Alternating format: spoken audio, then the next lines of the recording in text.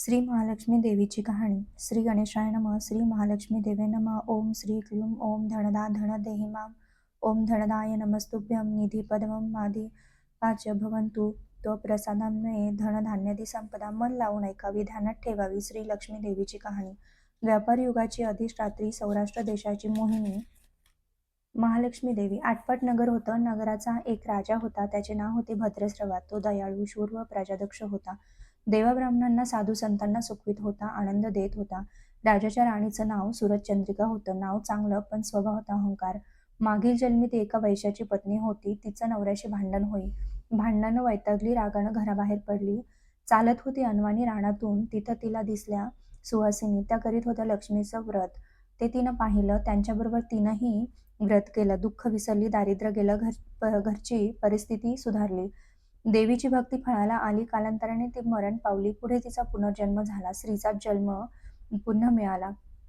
पण भाग्य उजळलं. भद्रश्रवा राजाशी तिचा विवाह झाला. ऐश्वर्यात लोळू लागलं. गर्वानं ती फुगली. गरिबांना विसरली. तोराताटानं फुगली. दासदासींवर रागावली.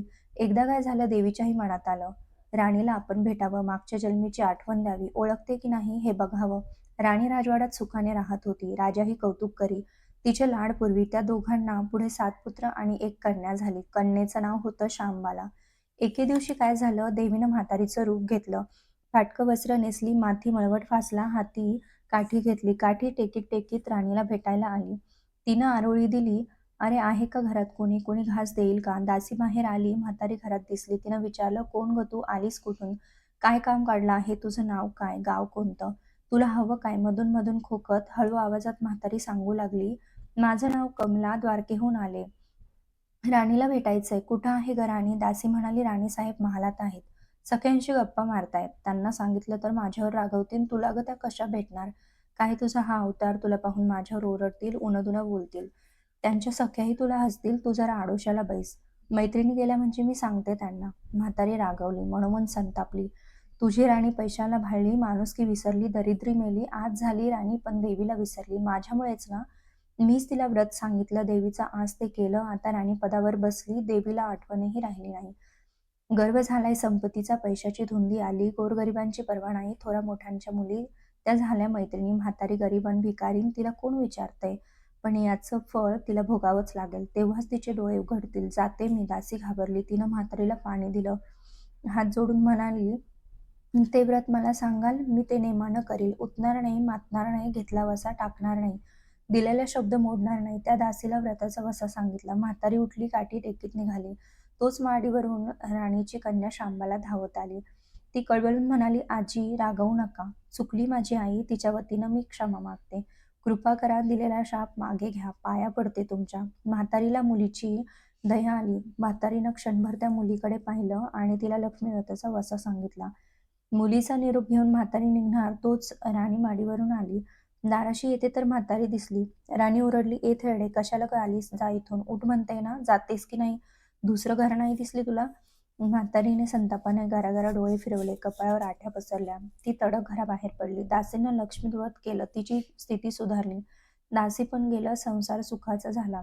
पुढं मार्गशीर्ष महिना आला. पहिल्याच गुरुवारी शांबालीने लक्ष्मी व्रतास सुरुवात केली. सगळे नेमधर्म पाळले. 4 गुरुवारी तिनं लक्ष्मी व्रत केलं. शेवटच्या गुरुवारी यथासांग उद्यापन झालं. सिद्धेश्वर राजाचा पुत्र मालाधर, त्याच्याशी शांबालेचा विवाह झाला. राजवैभवातील शांबालेला राजवैभव मिळालं. हा होता लक्ष्मी व्रताचा प्रभाव. सुखसमाधानानं संसार चालू होता. भद्रश्रवा व सूरजचंद्रिका राणीचे मात्र भाग्य फिरले. शत्रूने राज्यावर चाल केली. भद्रश्रवाचं राज्य लुबाडलं. सूरजचंद्रिकेचं राणीपद गेलं. भद्रश्रवाला वाईट वाटलं. पूर्वीचे दिवस आठवले. रानावनात फिरून राजा राणीने कष्टाने दिवस काढले होते. भद्रश्रवाला कन्येला भेटावंसं वाटलं. तो एकटाच निघाला. चालून चालून दमला. नदीकाठावर विश्रांतीसाठी बसला. नदीकडे येताना राणीच्या दासीनं भद्रश्रवाला पाहिलं. घाईघाईनं ती राजवाड्यात गेली.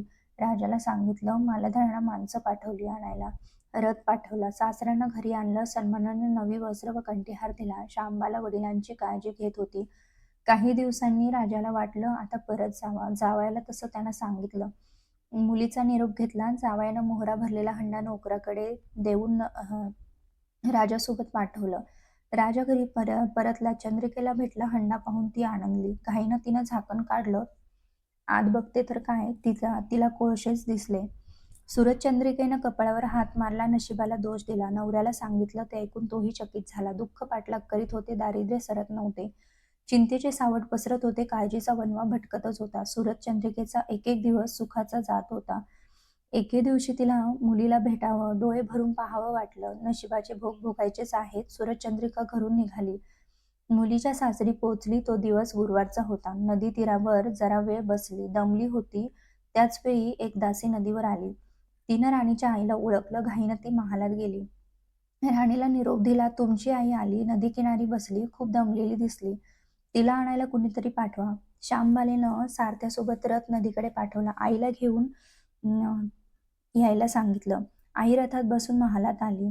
आईला बघताच श्यामबालेनं आनंदाने मिठी मारली. मुलीचं वैभव पाहून तिचं मन तृप्त झालं. तोंडून शब्द फुटेना. आईनं स्नान केलं. मुलीनं तिला पैठणी दिली. सोन्या मोत्याचे दागिने दिले. आईचं रूप अधिकच खुललं. दुपारची वेळ झाली. श्यामबालेनं भक्तिभावानं लक्ष्मीची पूजा केली. आरती झाली. धूपदीपांचा वास दरवळला. श्यामबालेचा कडकडीत उपवास होता. भोजनाची तयारी झाली. तिनं आईला जेवायला बोलावलं. सूरजचंद्रिका पाटावर येऊन बसली, पण ती एकदम शांत होती. तिला मागचा जन्म आठवला. लक्ष्मी देवीच्या कृपेने या जन्मी ती राणी झाली होती. ती म्हणाली, श्यामा, मी देखील तुझ्यासोबत उपवासच करील. श्यामा म्हणाली, ठीक आहे. मार्गशीर्ष महिना होता. मुलीनं 4ही गुरुवारी व्रत केलं. ते आईनं पाहिलं. तीही उपवास करू लागली. देवीला भक्तिभावानं प्रार्थना करत होती. महिना संपला. घरी जायचा विचार ठरला. पोचवायला श्यामबाला सोबत गेली. 4 दिवसांनी श्यामबाला निघाली. मालाधर राजाने पाठविलेला पैशाचा हंडा घेतला. त्यात मीठ भरलं. तो नोकराजवळ देऊन पुन्हा ती सासरी आली. गप्पा मारता मारता वेळ कसा जात होता त्याचेही भान तिला नव्हते. मालाधरानं विचारलं, माहेरहून काय आणलंस? श्यामबाईनं सोबत आणलेल्या हंड्याकडे बोट दाखविलं. मालाधरानं उत्सुकतेनं झाकण काढलं. त्यात त्याला काय दिसलं? मिठाचे खडे. अगं वेडे, मिठाचे खडे कशाला आणलीस? इथं मिळत नाही मीठ? मीठ मिळतं ना, पण हे मीठ माझ्या वडिलांच्या राज्यातलं आहे. वडिलांचं राज्य सौराष्ट्रात होतं. ते शेजारच्या समुद्राचं आहे हे मीठ. समुद्र तीरावर दूरवर माझ्या वडिलांचं राज्य होतं. आज श्यामबालेच्या सांगण्यातली खोच राजानं हेरली. तो विचारात गुंगला. श्यामबाला म्हणाली, हे मीठ जीवाचं अमृत आहे. अन्नाला चव येते ती मिठानंच. मीठ नसलेला पदार्थ अळणी. ज्याचं मीठ खावं त्याच्याशी इमानी असावं. त्याचं रक्षण करावं. कामात कसूर झाली तर प्रसंगी प्राणही द्यावे. मालाधर राजा निश्चयानं उठला. त्यानं आपले सेवक सासऱ्याकडे पाठविले.